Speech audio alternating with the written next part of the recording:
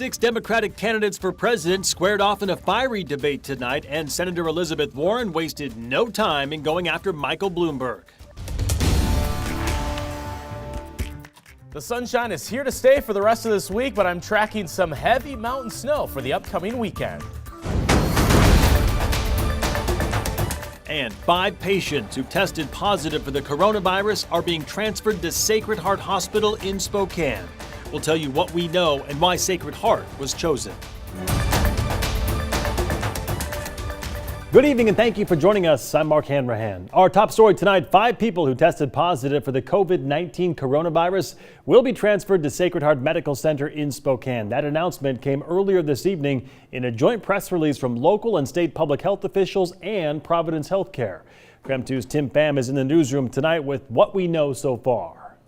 Right off the top, I want to let you know the timeline and exact date for the transfer has not been released, but local health leaders say it's expected to happen in the next 1 to 2 days. Many of you have questions about why Spokane was selected. Up until this point, we didn't have any known confirmed cases in our area. The Spokane Regional Health District says the U.S. Department of Health and Human Services asked Providence Sacred Heart Medical Center to monitor and care for 5 people who tested positive for the novel coronavirus. We know many of you have questions. We've asked where these patients are coming from, how they're going to get here, and what's the risk to our community. We're pushing to find out those answers. In the meantime, Spokane Regional Health District told us in a statement they are working with partner agencies to bring the 5 patients here, and right now the risk to the public from the novel coronavirus remains low.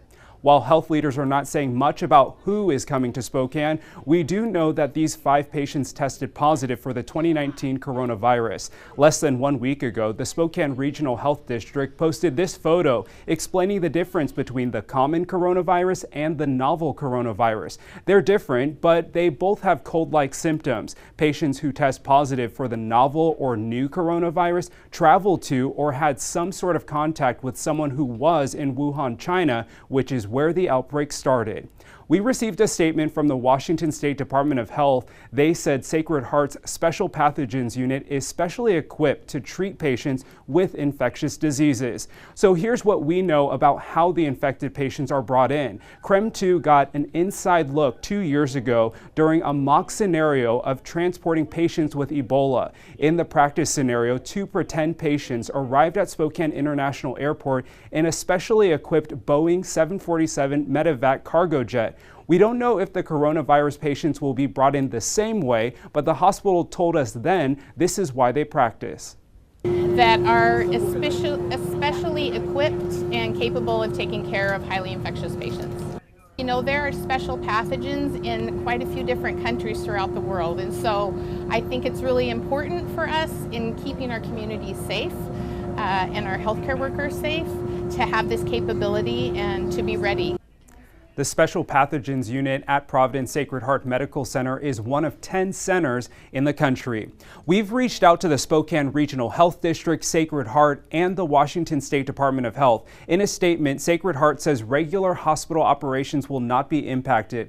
There's a press conference scheduled for tomorrow afternoon at Sacred Heart. We'll stream it live on KREM.com. In the meantime, to get more information on the coronavirus patients being transferred to Spokane, you can text the word HEALTH at 509-448-2000. That number there is on your screen. In the newsroom tonight, I'm Tim Pham, KREM 2 News. And so far, 479 people in the U.S. are under investigation now for the coronavirus. According to the CDC, only 15 people have tested positive. Meantime, 52 people are still being evaluated. Again, it is not clear, and authorities aren't saying tonight where the 5 patients being transferred to Spokane are coming from. And globally, 29 countries have confirmed cases of the virus. The latest numbers show at least 2,100 people worldwide have died from the coronavirus. In the meantime, an Olympia woman who was quarantined on the Diamond Princess cruise ship in Japan over coronavirus concerns says she has tested positive for the virus. She was flown back to the U.S. on Monday by chartered flights from the U.S. government after being quarantined on the ship since February 4th. She arrived at a quarantine facility in California where she underwent testing for the virus. I can either be a victim or I can choose not to think that way and walk away from this victorious. Dozens of people who were on the ship have tested positive for coronavirus. That patient said she is just happy to be back in the United States. Meantime, here in Washington, we just learned that the quarantine site that was set up in North Bend about 3 weeks ago over on the west side has closed. That's according to the Seattle Times. The paper reports that public health officials determined other sites were better suited for the state's response. It had been set up for any travelers arriving from China unable to self-quarantine.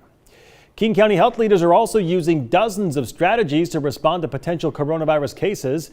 And these are people who might be infected and need to be isolated until test results come back. But in the meantime, they have nowhere to go. So for years, health officials have been quietly transporting people to motels to ensure public safety from diseases.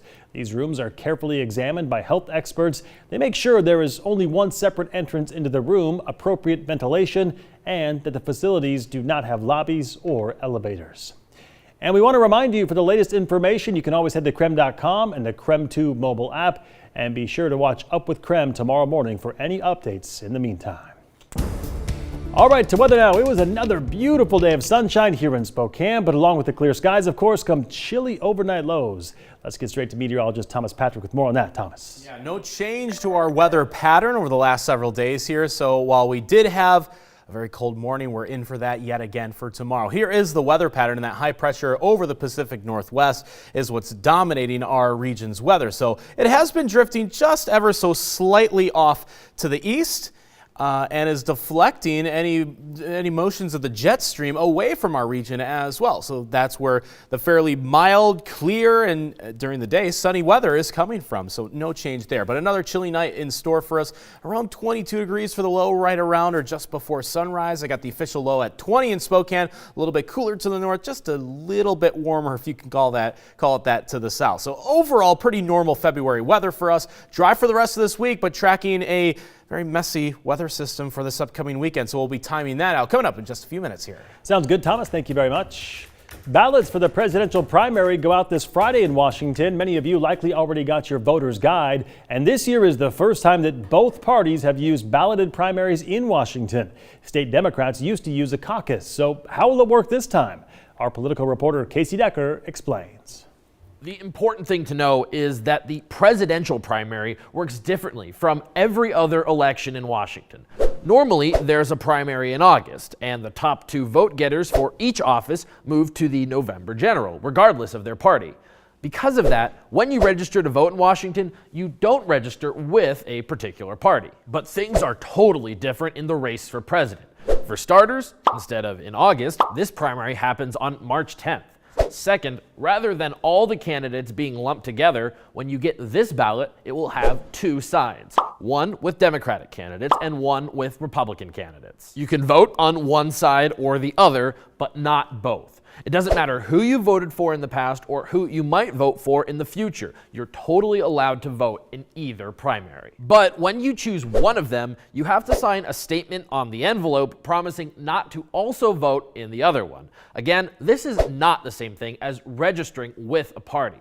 But which party's primary you choose to vote in, that will become public record. The specific candidate you pick, though, stays private. All right, then what are my options? The state parties chose that a while ago. If you vote in the Republican primary, you have exactly one option, President Trump. That's it. If you vote in the Democratic primary, you'll see these 13 names. Several of those candidates have already dropped out, but they're still on the ballot. You can vote for them if you want, but obviously that's probably a waste. So what if you're a Republican but don't want to use your vote in that uncontested race? Can you just vote in the Democratic primary just to mess with them? Yeah, you can, but you will need to sign that statement mentioned earlier. Now, what happens after I vote? The ballots are tallied by each county and reported to the state. Then, delegates are assigned. Remember, nominees are actually chosen at each party's national convention. Each state sends delegates to those conventions in order to make that decision. And at least initially, who those delegates vote for at the convention is predetermined by the results of their state's primary. In Washington, delegates are pledged to each candidate proportionally. Anyone who gets at least 15% of the vote statewide or 15% inside a particular congressional district will get a share of delegates. That means when the ballots are counted on March 10th, there won't be just one winner. Casey Decker, KREM 2 News. Lawmakers met in Olympia today to discuss bills that would have limited how many rounds could be stored in gun magazines, what type of guns could be sold, and a potential ban on certain semi-automatic rifles. The high-capacity magazine bill was heavily opposed by Republicans, who filed an unusually high number of amendments on that bill. However, the main takeaway from the legislature today is the failure of 3 bills. Again, those bills related to magazine capacity, background checks being required for ammunition purchases, and a ban on firearms defined as assault rifles. To some national politics now. 6 Democratic presidential hopefuls faced off on a debate stage in Nevada tonight, but all eyes were on the newcomer, billionaire businessman and former New York City Mayor Michael Bloomberg. His late entry is shaking up an already unpredictable race for the nomination, and it made for some lively conversation on the stage tonight. Massachusetts Senator Elizabeth Warren wasted no time in calling out Bloomberg and his large budget for his political ads. Democrats take a huge risk if we just substitute one arrogant billionaire for another. We shouldn't have to choose between one candidate who wants to burn this party down and another candidate who wants to buy this party out. We can do better. Bloomberg isn't on the ballot at this Saturday's Nevada caucuses, but he has double-digit support in national polls and will appear in next week's debate in South Carolina.